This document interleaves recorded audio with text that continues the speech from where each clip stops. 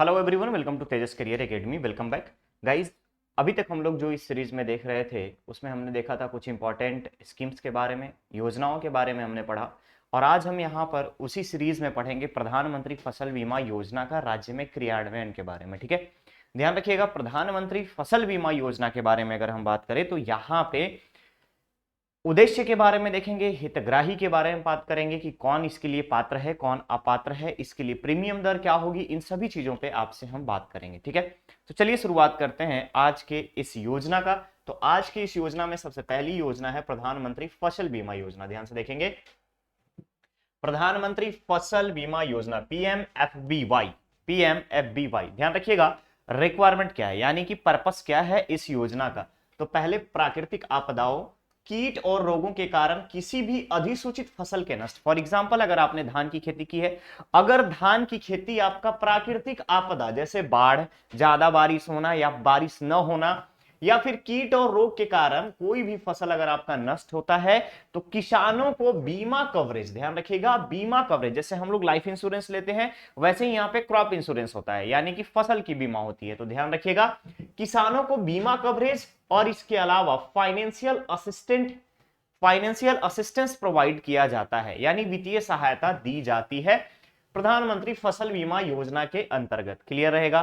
Clear रहेगा। उद्देश्य क्या है? तो उद्देश्य है प्राकृतिक आपदा, कीट और रोग के कारण अगर कोई फसल नष्ट होती है तो उस स्थिति में, नष्ट होने की स्थिति में, खराब होने की स्थिति में यहां पर किसानों को बीमा कवरेज और वित्तीय सहायता प्रदान की जाती है। इसके अलावा आधुनिक कृषि प्रणालियों को अपनाने के लिए उनको मोटिवेट किया जाता है। क्या करते हैं हम लोग वहां पे? आधुनिक कृषि, मॉडर्न एग्रीकल्चर टेक्निक जो है, एग्री टेक्निक जो है, उसको किस तरीके से आपको अडॉप्ट करना है, किस तरीके से आप उसको अपने खेती के काम में उपयोग में ला सकते हैं, टेक्नोलॉजी को यूज कर सकते हैं, इसके लिए प्रोत्साहित किया जाता है। तो पहला उद्देश्य ये हो गया।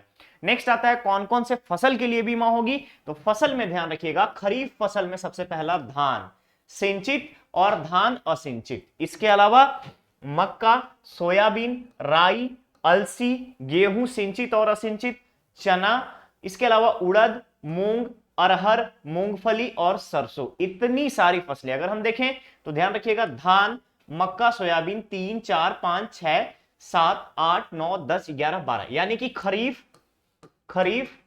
प्लस रबी, ध्यान रखिएगा, रबी और प्लस दलहन, ध्यान रखेंगे आप, दलहन। इन तीनों फसलों की अगर हम बात करें तो इन तीनों फसलों में टोटल आपके 12 फसलों को फसल बीमा योजना के अंतर्गत कवरेज दिया गया है। क्लियर रहेगा?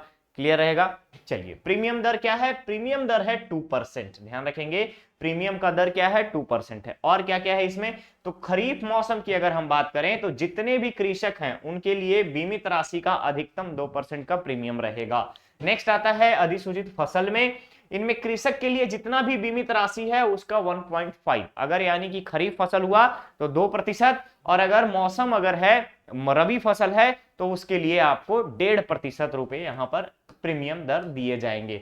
इकाई का क्षेत्र क्या रहेगा? बीमा इकाई यानी यूनिट के बारे में बात कर रहा है, इकाई का क्षेत्र जो रहेगा वो ग्राम स्तर पर रहेगा। क्लियर रहेगा। फसल कौन कौन से रहेंगे? खरीफ रहेगा, रबी रहेगा, इसके अलावा अगर हम बात करें तो मिनिमम जो है 15 हेक्टेयर का एरिया आपको होना चाहिए। साथ ही साथ ध्यान रखिएगा, दलहन की फसलों को भी इसमें शामिल किया गया है। क्लियर रहेगा।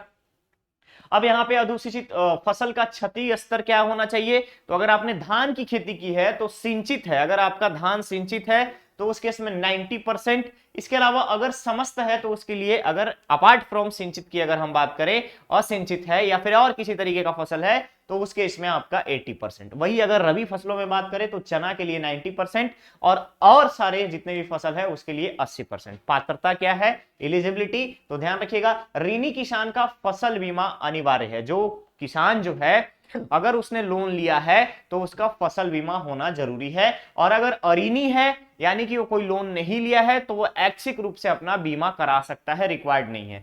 और यहाँ पे नोडल एजेंसी की बात करें, नोडल ऑफिसर के बारे में बात करें, कृषि विभाग का बीमा एजेंसी। क्लियर रहेगा। चलिए, नेक्स्ट आता है हमारे पास उद्यानिकी एवं प्रक्षेत्र वानिकी विभाग। ध्यान दीजिएगा, उद्यानिकी एवं प्रक्षेत्र वानिकी विभाग। अब इस विभाग के लिए कुछ हमारे पास जो इंपॉर्टेंट होगा, तो सबसे पहले ध्यान दीजिएगा कि राज्य में फल, सब्जी, साग, इन सभी क्षेत्रों में इन सभी क्षेत्रों की खेती करने वाले फल, सब्जी, सिंचाई की सूक्ष्म पद्धतियों के लिए अगर हम बात करें तो इन सभी की खेती करने वाले किसानों के लिए ये योजना राज्य सरकार द्वारा प्रायोजित है, ध्यान रखिएगा। और कहां पे क्रियान्वयन हो रहा है? तो छत्तीसगढ़ प्रदेश के सभी जिलों में, कुल 33 जिलों में इसका क्रियान्वयन हो रहा है राज्य सरकार के द्वारा। उद्देश्य क्या है?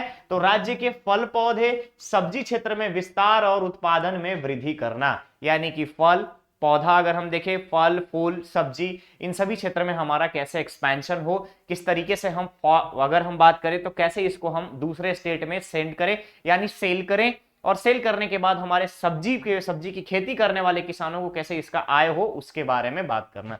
नेक्स्ट क्या है? उद्यानिकी में क्या होगा? जल संरक्षण होगा, वाटर कंजर्वेशन होगा, फसल की सुरक्षा होगी, नए फसल को प्रोत्साहन मिलेगा, यानी सब्जी कुछ एक सीजन तक ही होता है, जैसे 3 महीने 4 महीने तक की आपकी सब्जी होती है, देन आफ्टर आप वहां पे दूसरी खेती कर सकते हैं। इसके अलावा बागवानी उत्पादन में वृद्धि होगी, पोषण सुरक्षा में सुधार होगा। जब हरी सब्जियां आपको खाने को मिलेगी तो यहां पे पोषण का स्तर जो है वो, न्यूट्रिएंट लेवल जो है वो इंक्रीज करेगा यहाँ के कृषकों में। इसके अलावा जब फल सब्जी को हम बाहर के मार्केट में बेचेंगे तो वहां से कृषकों की आय में भी वृद्धि होगी, इस चीज को आप ध्यान रखिएगा।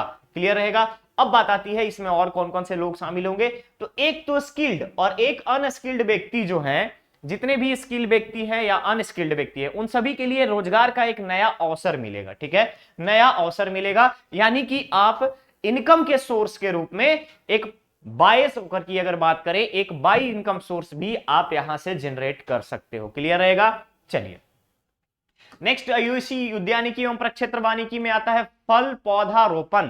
फल पौधारोपण के लिए हित लाभ। सबसे पहले फल पौधारोपण योजना में हित लाभ क्या है? तो प्रदेश में आम के क्षेत्र में विस्तार, ध्यान रखिएगा, आम की उत्पादन को बढ़ाने के लिए, वृद्धि करने के लिए इस योजना का शुभारंभ किया गया है। और इसमें जितने भी भूस्वामी कृषक होंगे उनको आम के पौधे रोपने के लिए प्रति हेक्टेयर लागत राशि 43,750 रुपए 25% अनुदान राशि पर 5 वर्षों में देने का प्रावधान किया गया है। इसके अलावा अगर आप देखेंगे, जिसमें प्रति कृषक न्यूनतम 0.25 हेक्टेयर और अधिकतम 2 हेक्टेयर तक अनुदान देने का प्रावधान है, यानी एक व्यक्ति अगर इस योजना का लाभ लेना चाहता है तो मिनिमम 0.25 हेक्टेयर और अधिकतम 2 हेक्टेयर तक का इसका फायदा उठा सकता है। इसके अलावा अगर आप देखेंगे तो आम हो गया, बैर हो गया, आंवला हो गया, इन सभी के देसी, हाइब्रिड नहीं, देसी ब्रीड को अगर हम बात करें, यानी कि हम देखते हैं यहां पे अपने यहां के उन्नत किस्म के परिवर्तन के लिए इन सभी को वर्किंग के बारे में, किस तरीके से आप पौधा रोपेंगे, किस तरीके से उसका संरक्षण करना है, किस तरीके से आप उन पौधों को सहेज सकते हैं, कैसे वो आपका लाइफ टाइम या फिर लॉन्ग टाइम तक सरवाइव करे, इसके बारे में ट्रेनिंग भी दी जाएगी। क्लियर रहेगा?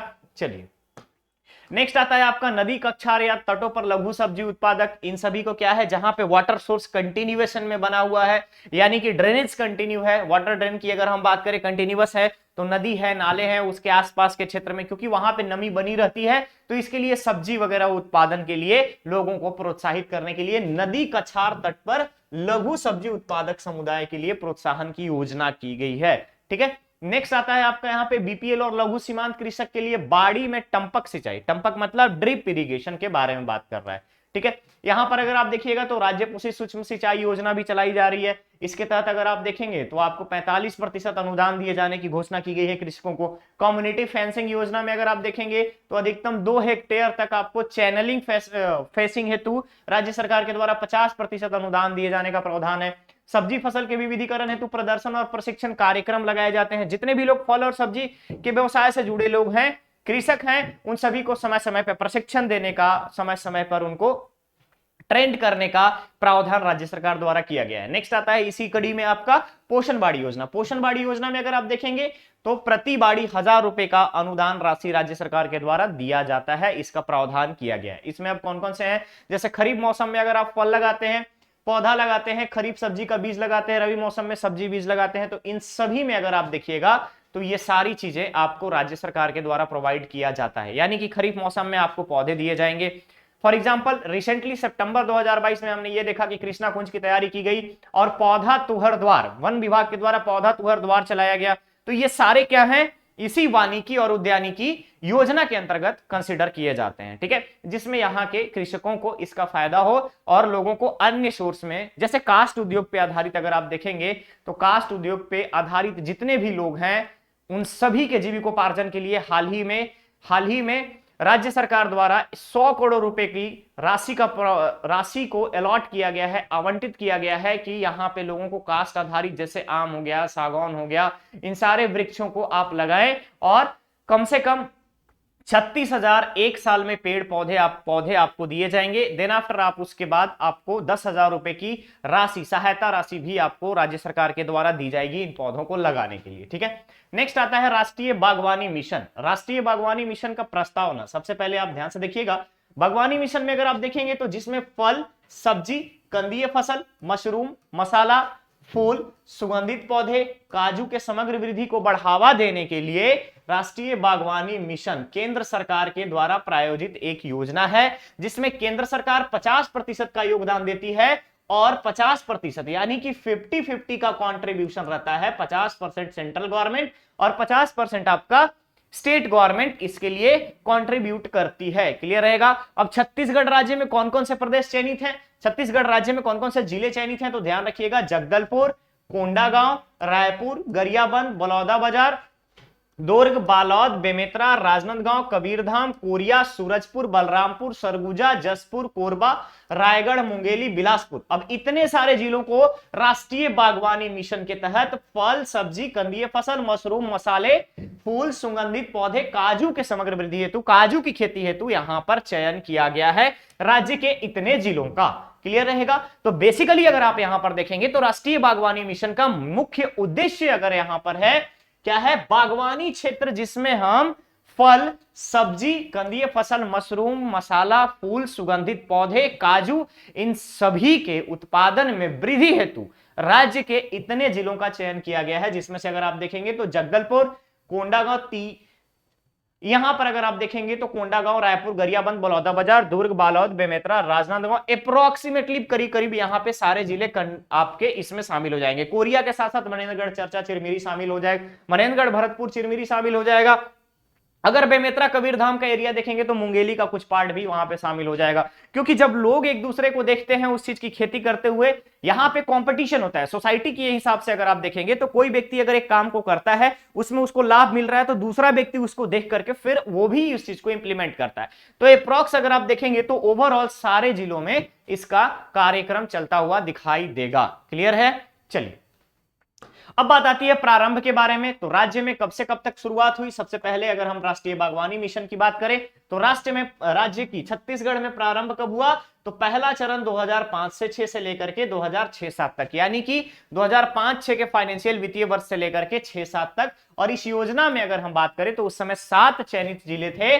द्वितीय चरण में अगर आप देखेंगे तो 11 जिलों का चयन किया गया और एट प्रेजेंट 19 जिले यहां पर आपके शामिल हैं। नए जिले के गठन के बाद टोटल आपके 19 जिले राज्य के, छत्तीसगढ़ के 19 जिले राष्ट्रीय बागवानी मिशन के अंतर्गत शामिल किए गए हैं। अब उद्देश्य में हम आते हैं। उद्देश्य में बागवानी क्षेत्र के चौमुखी ऑलराउंड, ध्यान रखिएगा, ऑलराउंडर डेवलपमेंट का, यानी सस्टेनेबल डेवलपमेंट की बात आती है, सशक्त विकास की बात आती है, तो इसमें आपको राष्ट्रीय बागवानी मिशन में यहां पर सभी जिलों का कंट्रीब्यूशन देखने को मिलता है। अब अगर आप देखिएगा तो बांस, नारियल को भी यहां पर शामिल कर लिया गया है छत्तीसगढ़ में।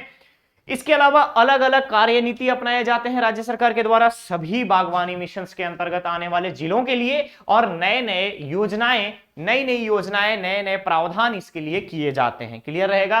चलिए नेक्स्ट यहां पर अगर आप देखेंगे, नेक्स्ट तो रोपण, अधोसंरचना और विकास, यहां पर अगर आप देखिएगा तो पढ़ लीजिएगा इसको, जिसमें आपको सामग्री उत्पादन के लिए 50% से अधिक का अनुदान है। हाईटेक नर्सरी है, हाईटेक नर्सरी के बाद छोटी नर्सरियां हैं, पुरानी नर्सरी जितने भी थे राज्य में उन सबका रिनोवेट किया जा रहा है। टिश्यू कल्चर यूनिट की स्थापना की गई है, साथ ही साथ टिश्यू कल्चर यूनिट का पुनर्वास कराया जा रहा है। इसके अलावा ओपन पॉलिनेटेड सब्जी विद का उत्पादन और साथ ही साथ इसका विक्रय कैसे होगा इसके बारे में, ठीक है। नेक्स्ट अगर आप देखेंगे तो नए फसल उद्यान की स्थापना, यहां पर अगर आप देखेंगे तो अधिकतम 4 हेक्टेयर में आपको 40 से 50% का आपको यहां पे अनुदान दिया जाएगा, और आप इसमें नए फसल लगा सकते हैं, जिसमें अंगूर हो गया, कीवी हो गया, ड्रैगन फ्रूट हो गया, पैशन फ्रूट हो गया, स्ट्रॉबेरी, केला, शक्कर, टिश्यू कल्चर अनानास, पपीता, इन सभी के उद्यान अगर आप चाहें तो लगा सकते हैं। इसके लिए राज्य सरकार की तरफ से आपको 40 से 50% तक का अनुदान दिया जाएगा। ठीक है। संकर फल सब्जी उत्पादन में अगर आप देखेंगे तो यहां पे मैक्सिमम 2 हेक्टेयर में हाइब्रिड सब्जी उत्पादन के लिए प्रति हेक्टेयर के मान से 50,000 की रुपए की लागत पर अगर आप मान लीजिए कि 50,000 रुपीज का इन्वेस्टमेंट किया है आपने, तो उसमें आपको 40% का अधिकतम, ध्यान रखेंगे 40% और अधिकतम 20,000 रुपए तक का अनुदान राशि राज्य सरकार के द्वारा दे होगा। मशरूम उत्पादन की बात करें तो मशरूम उत्पादन में प्रति यूनिट 20 लाख रुपए अगर आप लगाते हैं तो उसमें शासकीय क्षेत्र के लिए 100% और निजी क्षेत्र के लिए आप 40% की सब्सिडी देने की मान्यता यहां पर रखी गई है। स्पाइन बनाने की यूनिट की बात करें तो प्रति लागत 15 लाख रुपए की अगर आपकी लागत है, शासकीय क्षेत्र में आपको 100% और आपके निजी क्षेत्र में आपको टोटल यहां पर 40% सब्सिडी की व्यवस्था की गई है। अगर आप गवर्नमेंट की जमीन पे प्लांट लगाते हैं, प्लान कर रहे हैं स्पैन बनाने का, तो उस कंडीशन में आपको 100% अनुदान दिया जाएगा। मशरूम उत्पादन के लिए अगर आप खाद बनाने की यूनिट अगर आप लगाते हो तो यहां पे अगर आपकी इन्वेस्टमेंट कॉस्ट 20 लाख रुपीस है और आप शासकीय क्षेत्र में लगाते हो तो 20 लाख रुपीस आपको गवर्नमेंट की तरफ से लोन के रूप में, अनुदान के रूप में मिल जाएगा। इसके अलावा फूल विकास की बात करें, पुष्प विकास योजना में अगर आप देखेंगे तो यहां पे अधिकतम 2 हेक्टेयर के लिए सीमित है, जिसमें से ब्लूसम फ्लावर्स हो गया, बबल्स फ्लावर हो गया, लूज फ्लावर हो गया, इन सभी के लिए जितने भी लघु छोटे छोटे किसान हैं, प्रति हेक्टेयर लागत का, प्रति हेक्टेयर जो भी आपका इन्वेस्टमेंट कॉस्ट होता है उसका 40% और अन्य जो कृषक हैं उनका 25% अनुदान की व्यवस्था की गई है, प्रावधान किया गया है। नेक्स्ट, मसाला विकास योजना में अगर आप देखते हैं तो मिर्च, धनिया, मेथी, अदरक, लहसुन, हल्दी उत्पादन के लिए 4 हेक्टेयर अधिकतम के हिसाब से आपका रकबा जो है प्रावधान किया गया है और प्रति हेक्टेयर में अगर आपका 30,000 रुपए की कॉस्टिंग है तो उस पे आपको 40% अनुदान मिलेगा। क्लियर रहेगा। नेक्स्ट आता है आपका सुगंधित फसल। सुगंधित फसलों में अगर आप देखेंगे यहाँ पे जैसे जेरेनियम, पैंचौली, उसके बाद रोजमेरी, इन सभी के लिए मैक्सिमम 4 हेक्टेयर का टोटल एरिया रिकॉग्नाइज्ड किया गया है, यानी कि प्रावधान किया गया है और इन सभी में जितनी आपकी लागत होगी उस लागत का 40% 40,000 रुपए मैक्सिमम तक आपको अनुदान राशि दिया जाएगा। क्लियर है। नेक्स्ट अगर आप देखेंगे पुराने जीर्ण बगीचा, अगर पुराना आपका बगीचा है, अगर आप उसको रिनोवेट कर रहे हैं यानी कि फिर से आप उसको जीर्णोद्धार कर रहे हैं, उस केस में भी राज्य सरकार के द्वारा यहां पर आपको 50% का अनुदान दिया जाता है। ठीक है। नेक्स्ट आता है जल संसाधन स्रोत का निर्माण। जल संसाधन स्रोत निर्माण में अगर आप देखेंगे तो सामुदायिक टैंक, तालाब, जलाशय, ये सारे सिंचाई के रूप में अगर आप देखिएगा, सिंचाई के रूप में, सिंचाई साधन के रूप में इसको यूटिलाइज करने की बात राज्य सरकार द्वारा की गई है। नेक्स्ट आता है राष्ट्रीय खाद्य सुरक्षा मिशन। पाम ऑयल, ध्यान रखिएगा पाम ऑयल के बारे में, तो ऑयल पाम या पाम ऑयल क्षेत्र में विस्तार के लिए राष्ट्रीय खाद्य सुरक्षा मिशन यहां पर चलाया जा रहा है। तो राष्ट्रीय खाद्य सुरक्षा में पाम ऑयल के क्षेत्र में विस्तार करने के लिए राष्ट्रीय खाद्य सुरक्षा मिशन यहां पर चलाया जा रहा है। उद्देश्य क्या है? उद्देश्य है घरेलू खाद्य तेल की कीमत को कम करना।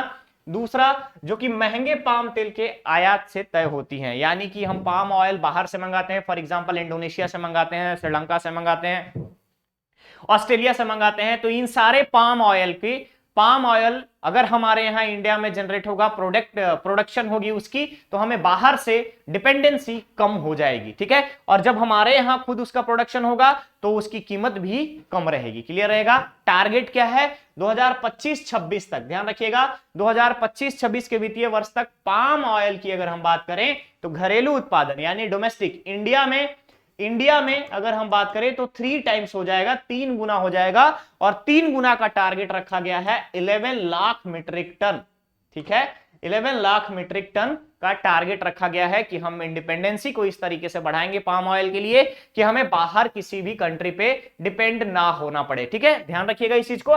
नेक्स्ट अगर हम बात करें इसी मिशन में, अगर हम बात करते हैं इसी मिशन में, तो यहां पे 10 लाख हेक्टेयर तक का जो रकबा है, क्षेत्र जो शामिल किया गया है, टारगेट है कि 2025-26 तक हमारा टारगेट कितना है? 10 लाख हेक्टेयर। और इसी का ठीक 10 इयर्स का कंसिडरेशन की अगर हम बात करें तो आगामी 5 सालों में, दैट इज 29-30 का जो हमारा फाइनेंशियल ईयर होगा, इसमें हम इस क्षेत्र को 16.7 लाख हेक्टेयर यहां पर बनाने की कोशिश करेंगे। यानी हमारा जो रकबा है पाम ऑयल के लिए, खेती के लिए, उसमें इंक्रीमेंट होगा, वृद्धि होगी और हम सेल्फ डिपेंडेंट बनेंगे for the palm oil industry. ठीक है, क्लियर रहेगा। अब इसके तहत, इस योजना के तहत छत्तीसगढ़ में कितने जिलों का चयन हुआ है?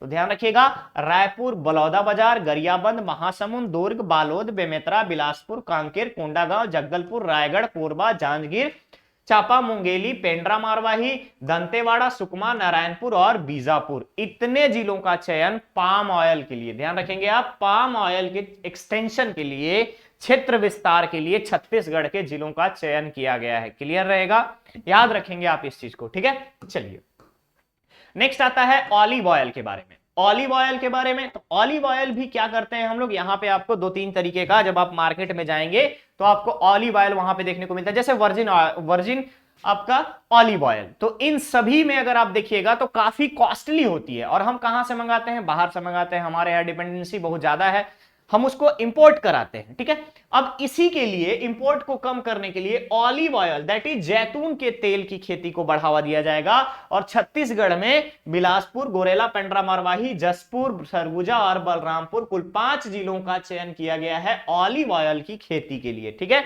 ध्यान रखेंगे।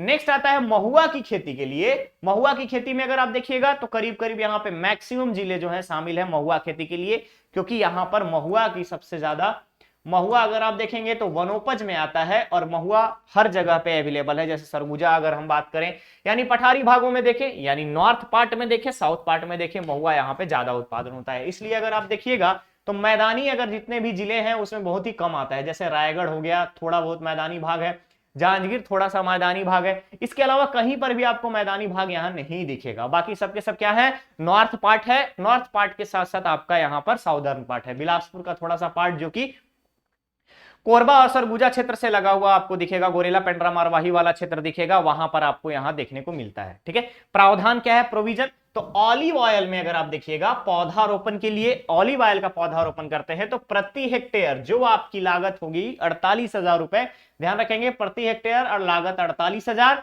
और आने वाले 4 वर्षों में अगर रख रखाव के लिए उसके मेंटेनेंस के लिए आपको पैसा चाहिए तो 16,800 रुपए की सहायता दी जाती है। टोटल कितने हो गए आप यहां पर देख सकते हो, टोटल आपके हो गए 64,800 रुपीज आपको 4 सालों के अंदर दी जाएगी, जिसमें से 48,000 रुपए 1 हेक्टेयर का इनिशियल अमाउंट दिया जाएगा, और इसके बाद आपको उसके मेंटेनेंस के लिए आपको 16,800 रुपए की सहायता राशि दी जाएगी। वहीं अगर महुआ खेती के बारे में बात करें तो प्रति हेक्टेयर पौधारोपण पे 15,000 रुपए दिए जाएंगे, और अपकमिंग 4 इयर्स में 12,000 रुपए की अलग से राशि, सहायता राशि दी जाएगी, यानी 27,000 रुपए महुआ की खेती के लिए, पौधारोपण के लिए, उसके रखरखाव के लिए आपको दिए जाएंगे। ठीक है, ऑलिव ऑयल के लिए कितना हो गया? 64,800, और महुआ के लिए 27,000 रुपए आपको यहां पर राज्य के कृषकों को दिया जाएगा। क्लियर रहेगा?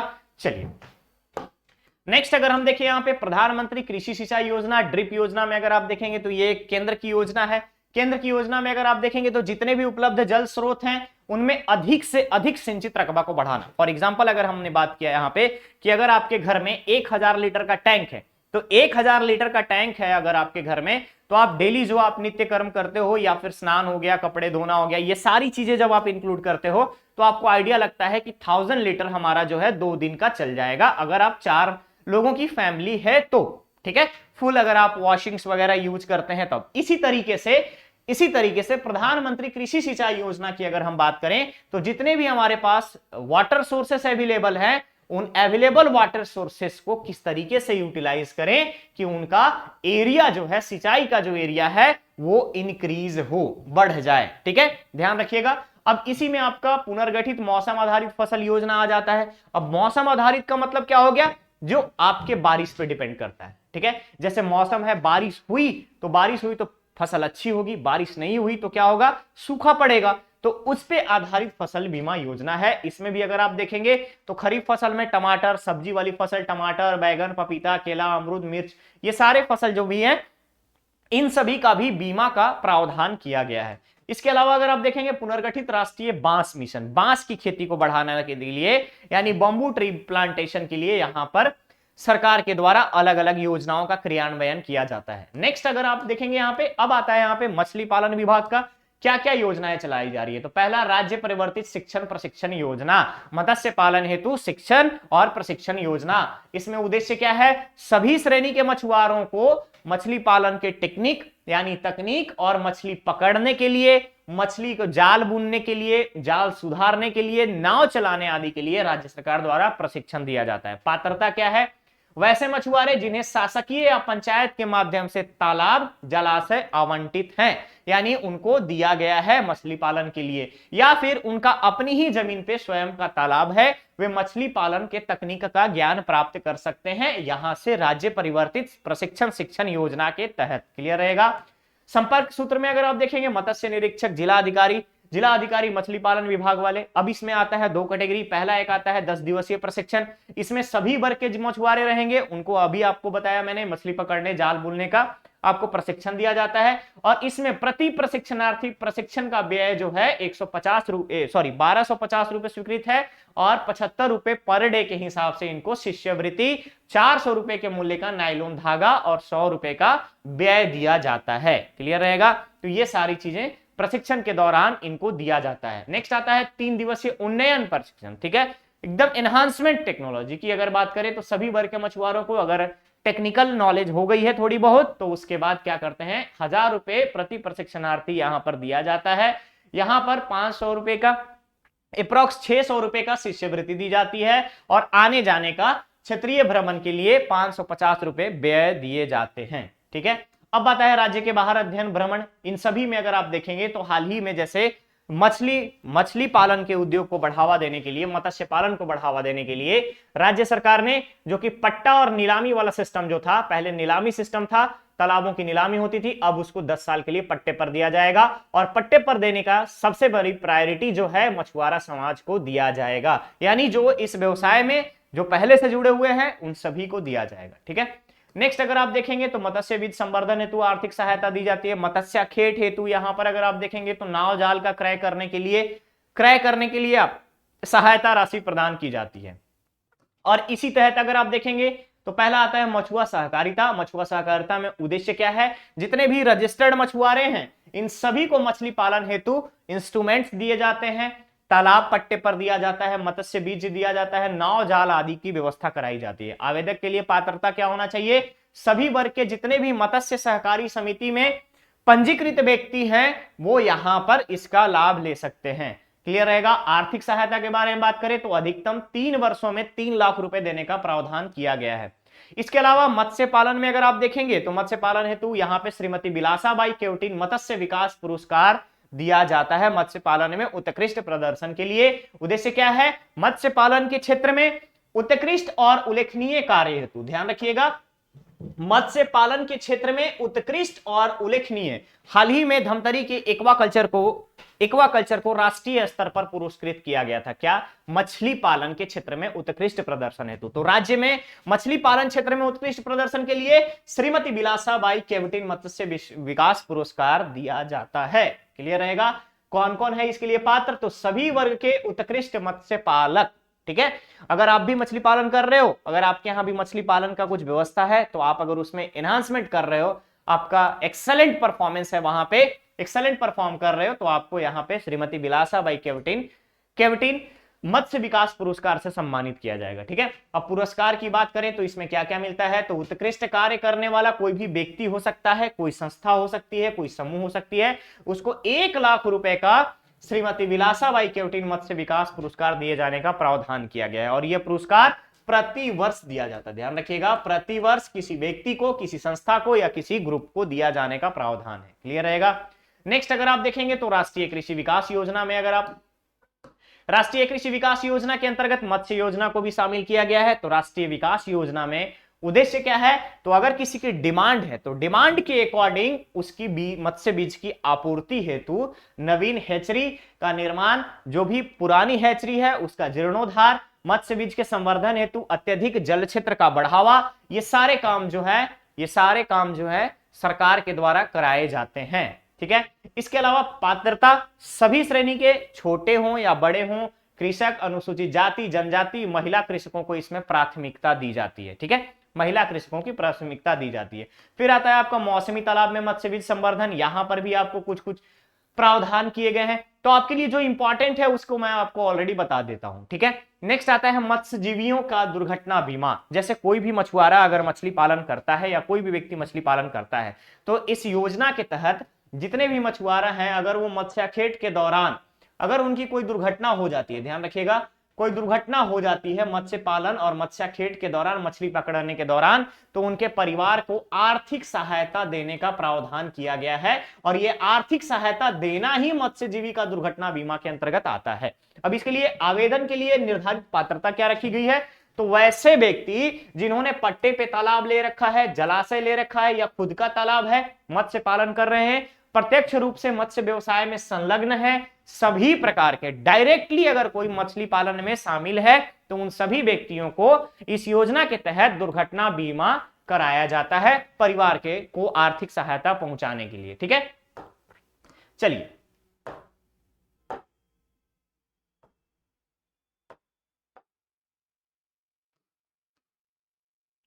ठीक है।